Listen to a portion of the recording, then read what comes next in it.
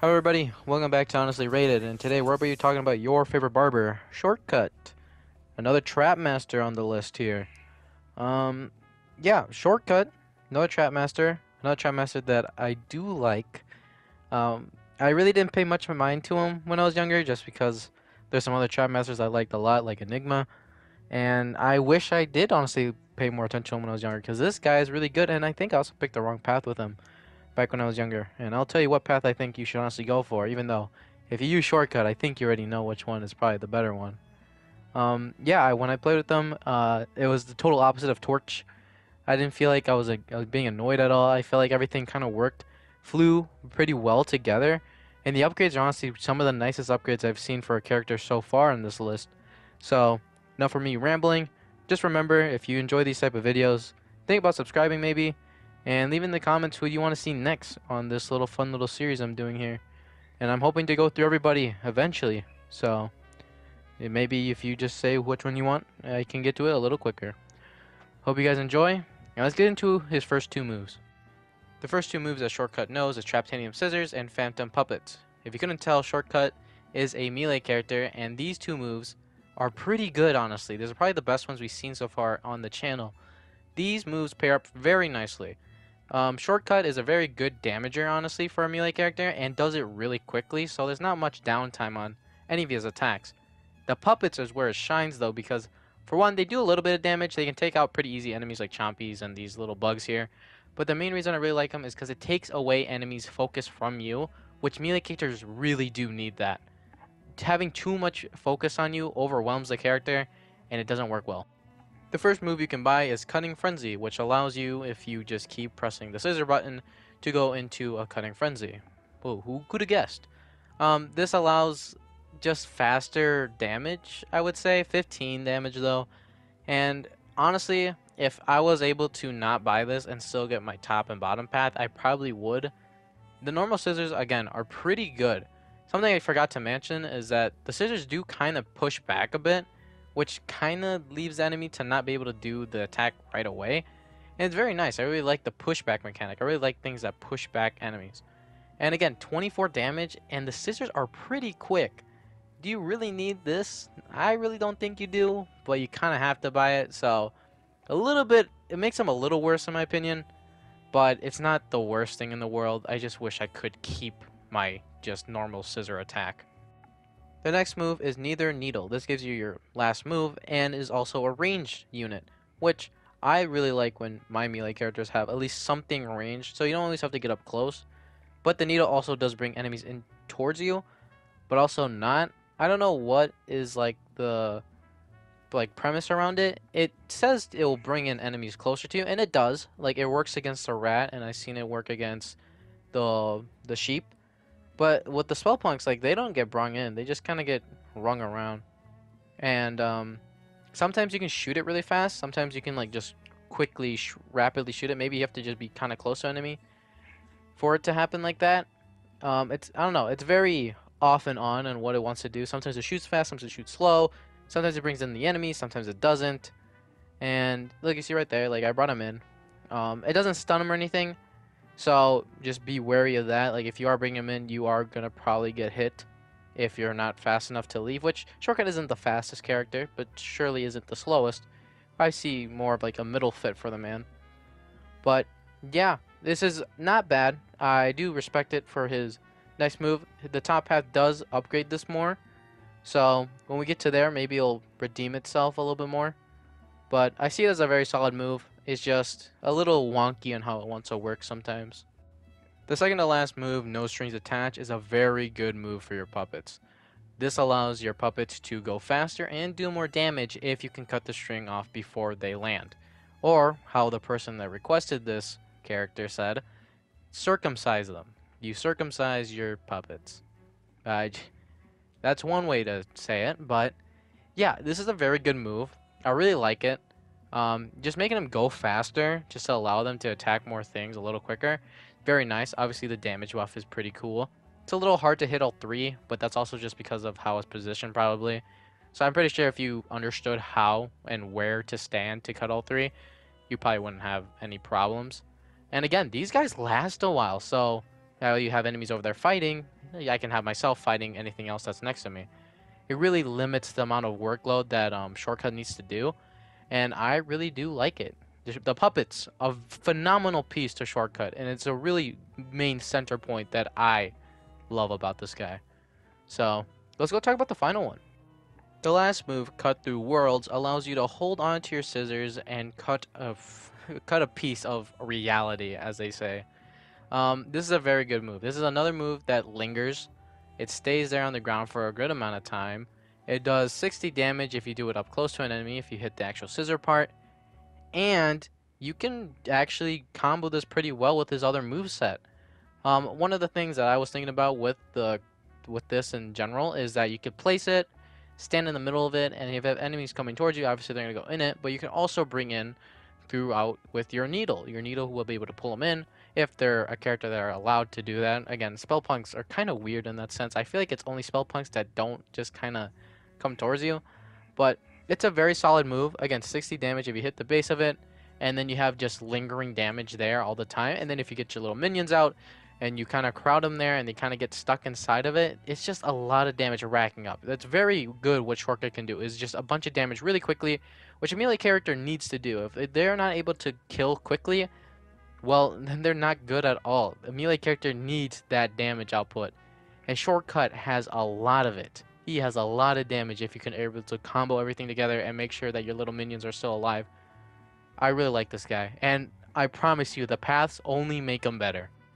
On to the top path, we got Treacherous Tangle and Super Snips. Treacherous Tangle just allows for the enemy to be stunned when you actually hit the needle onto them, which is nice. Again, having some free hits in the beginning without having to worry about anything trying to attack you, very nice. And then the second one allows for more damage if you do hit the enemy with a needle, and that goes for anything. So it doesn't have to actually be something small. It doesn't have to actually pull them in. You just have to hit them with it. One of the moves I wish the top path would have included, maybe instead of for maybe the final one, would be that they could shoot multiple needles. And the reason being is that I also find it kind of wonky on how the needles do like auto aim. Sometimes they'll auto aim, sometimes you'll be pretty close and they'll just completely miss, or sometimes you'll be far and they'll just completely hit something else that you weren't even looking at. Sometimes I've seen it shoot out of my ass sometimes.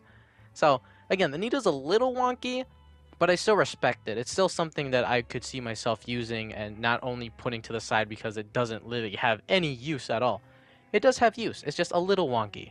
But yeah, these two moves, I do like them. They do help the needle a little bit, and they do make it a little bit more respectable. The last move, Thread Explosion, allows for your needle, if the enemy is still alive, to explode. So if they become unraveled, which means if the little white thing under them goes away, it'll do a little explosion, and it does 18 damage for me based off of my level. This isn't bad.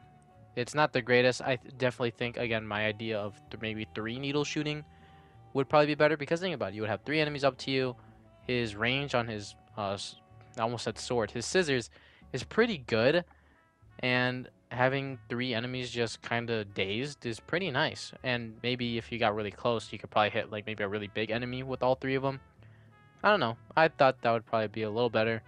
The top path isn't bad. If you like the needle and you like enemies getting up close in your face, pick it. It's not bad at all. I picked it when I was younger, and I was happy with it because I never switched it after. But now being able to, come with more versatile thoughts in my brain, I definitely think the bottom path is better. And I'm going to go tell you why. The first 2 moves on the top path are Going Out with a Bang and Puppet Population. I love these 2 moves. These made the puppets even better.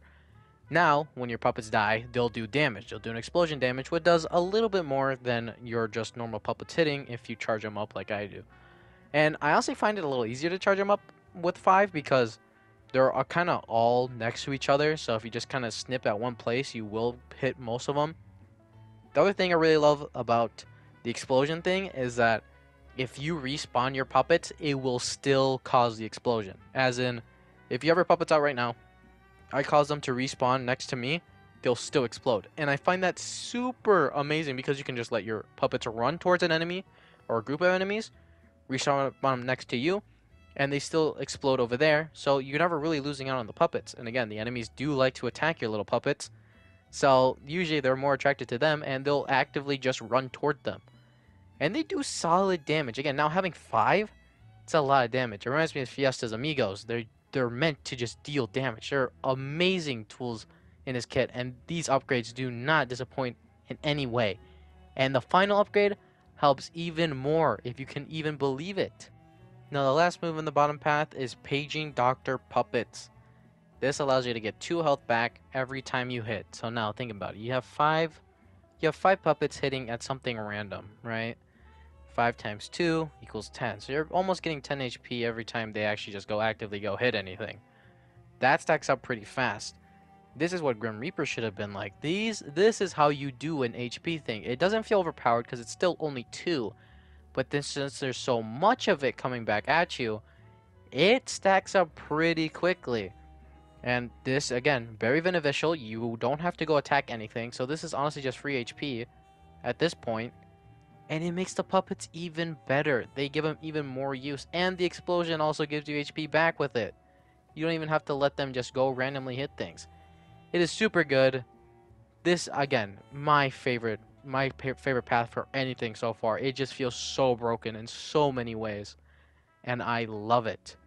Let's go talk about Soul Gem, and then talk about what I think about Shortcut with all of his things together. The last move with the Shortcut, his Soul Gem, is Scissor Stilts. If you hold down the button to do like the chop, and you press X, he'll let you walk around.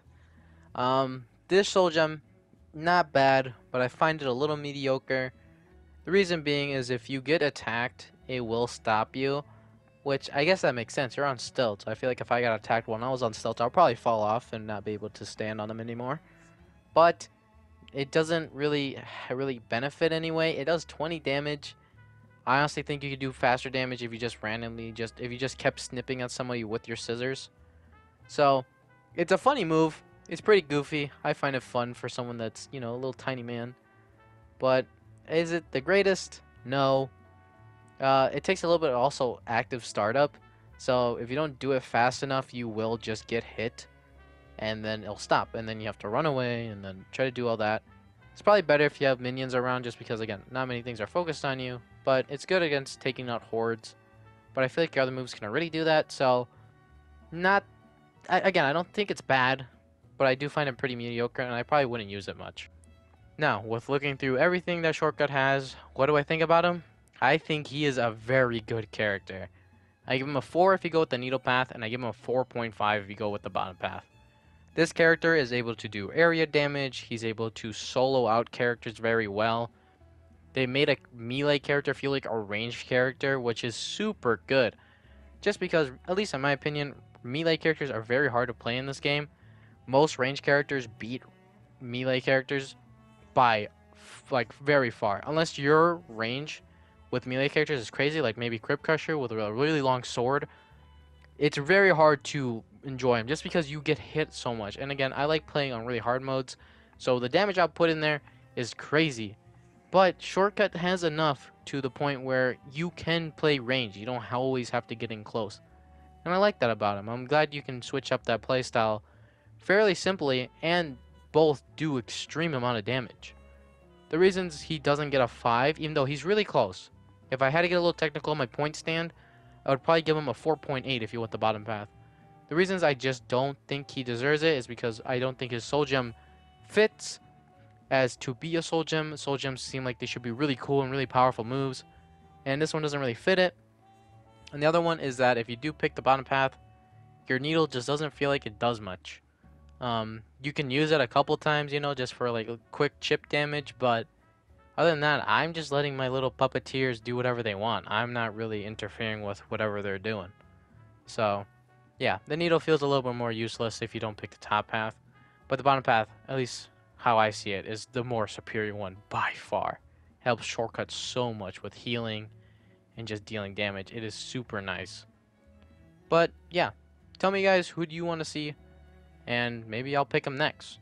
Shortcut I really like. You should go play him. You should buy him if you don't. And tell me, do you guys like it more with this music in the background, or do you rather just hear Broccoli Guy and Chill Bill talking while random battle noises are happening? It's just nice to know. So, yeah. I'll see you guys next time. And this was another episode of Honestly Rated. Have a great day, and make every day a great day. Peace.